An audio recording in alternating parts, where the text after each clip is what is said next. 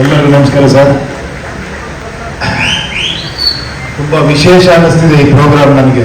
ಯಾಕೆ ಹೇಳಿ, ಮೊದಲನೇದಾಗಿ ನಮ್ಮ ಪ್ರೊಡ್ಯೂಸರ್ ಬಾಬು, ಫಸ್ಟ್ ಟೈಮ್ ಇವನ್ನ ಡೈರೆಕ್ಟ್ ಮಾಡಿದಂಥ ಬಾಬು ನನ್ನ ಸಿನಿಮಾ ಇಂಡಸ್ಟ್ರಿಗೆ ಡೈರೆಕ್ಟರ್ ಆಗಿ ಪರಿಚಯ ಮಾಡಿಕೊಟ್ಟಂತ. ಡೈಲಾಗ್ ರೈಟರ್ ಆಗಿದ್ದಾಗ ತರಲೆ ಎಂಬುದ ಜಗ್ಗೇಶ್ ಅವ್ರು ಮಾಡಿರುವಂಥ ಸಿನಿಮಾ, ಅದಕ್ಕೆ ಪ್ರೊಡ್ಯೂಸ್ ಮಾಡಿದ್ರು ಇವರು. ಆ ಪಿಕ್ಚರ್ ನನ್ನ ಫಸ್ಟ್ ಡೈರೆಕ್ಟರ್ ಆಗಿ ಸ್ಟಾರ್ಟ್ ಮಾಡಿ, ಅದಾದ್ಮೇಲೆ ನಿಮಗೆಲ್ಲ ಗೊತ್ತು ತುಂಬ ಸಿನಿಮಾ ಡೈರೆಕ್ಟ್ ಮಾಡಿದೆ. ಆಮೇಲೆ ಇನ್ನೊಂದು ಕೆಲವು ವಿಷಯಗಳು ಹೇಳ್ತೀನಿ ಅಷ್ಟೇ. ವಿಷ್ಣು ಸರ್ ನಿಲ್ದಾಗ ಒಂದು ಗ್ಲಿಮ್ಸ್ಗಳು ಬರುತ್ತೆ, ಅದನ್ನ ಹೇಳ್ತೀನಿ. ನನ್ನ ಲೈಫಲ್ಲೇ ನಾನು ಫಸ್ಟ್ ಟೈಮ್ ಸಿನಿಮಾ ನೋಡಿದ್ದು ವಿಷ್ಣು ಸರ್ ಸಿನಿಮಾ, ಅದು ನಾಗರ ಹಾವು. ನಾನಿನ್ನು ಚಿಕ್ಕ ಹುಡುಗ, ಅದು ಹೆಂಗೆ ಜ್ಞಾಪಕ ಐತೆ ಅಂದ್ರೆ, ನಮ್ಮಮ್ಮ ಇನ್ನೊಂದು ಸಿನಿಮಾ ಕರ್ಕೊಂಡೋಗಿದ್ರು ವಿಷ್ಣು ಸರ್ ಸಿನಿಮಾಗೆ. ಅಲ್ಲಿ ನಾನು ಥಿಯೇಟ್ರಲ್ಲಿ ಅಮ್ಮ ಅಮ್ಮ ರಾಮಾಚಾರಿ ರಾಮಾಚಾರಿ ಅಂತ ಕೂಗ್ತಾ ಇದ್ದಂತೆ. ಅಂದ್ರೆ ನಾನು ಅವಾಗ ಗೊತ್ತಾಯ್ತು ನನ್ನ first cinema Ramachari Vishnu sir ನೋಡಿರೋದು ಅಂತ. ನೋಡಿ, ಅದೇನೋ ಗೊತ್ತಿಲ್ದೇನೋ ಅವರ ಬರ್ತ್ಡೇನು ಹಂಚ್ಕೊಂಡಿದ್ದೀನಿ. ನಾನು ಹುಟ್ಟಿದ್ದು ಸೆಪ್ಟೆಂಬರ್ 18. ಯಾವಾಗ ಬರ್ತ್ಡೇ ಮಾಡ್ಬೇಕಾದ್ರು ನಾನು ಅವ್ರಿಗೆ ಸಿಕ್ಕಿದಾಗೆಲ್ಲ ಹೇಳ್ತಿದ್ದೆ, ಸರ್ ನಾವು ಒಂದ್ಸತಿ ಇಬ್ರು ಸೇರಿ ಬರ್ತ್ಡೇ ಮಾಡ್ಬೇಕು ಅಂದಾಗ, ನಾವು ಸೇರೋ ದಿನ ಎಲ್ಲ ಬರ್ತ್ಡೇ ಬಿಡಿ ಅನ್ನೋರು. ತುಂಬಾ ಸತಿ ಅವ್ರ ಮನೆಗೆ ಹೋಗ್ತಿದ್ದೆ. ಏನಂದ್ರೆ ಅವ್ರ ಮಾತುಗಳು ಕೇಳ್ಬೇಕು. ಅವರು ತುಂಬಾ ಒಳ್ಳೆ ಮಿಮಿಕ್ರಿ ಆರ್ಟಿಸ್ಟ್, ನಿಮ್ಗೆ ಗೊತ್ತಾ? ಸಿಕ್ಕಾಪಟ್ಟೆ ಅದ್ಭುತವಾದ ಮಿಮಿಕ್ರಿ.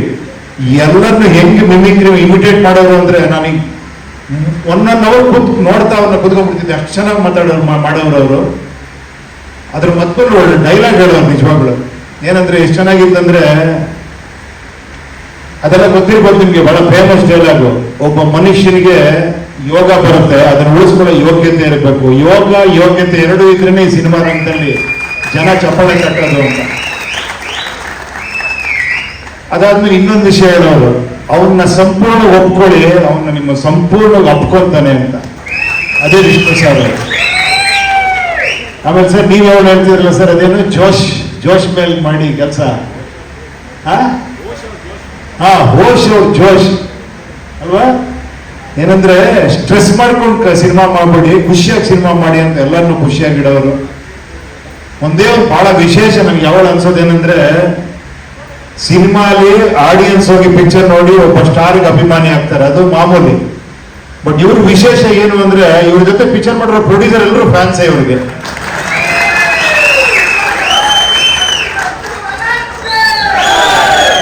ಆಮೇಲೆ ಇಲ್ಲಿ ನಿಮ್ ಬಗ್ಗೆ ಒಂದು ವಿಶೇಷ ಹೇಳ್ಬೇಕು ಅಂದ್ರೆ, ನನ್ನ ಲೈಫಲ್ಲಿ ನೋಡಿಲ್ಲ ಒಬ್ಬ ಕಟ್ಔಟ್ಗೆ ನೀವು ಹಾಕ್ತಿದ್ದಂತ ಇದೆಯಲ್ಲ ಹಾರಗಳು ಯಾರಿಗೂ ಹಾಕಿಲ್ಲ.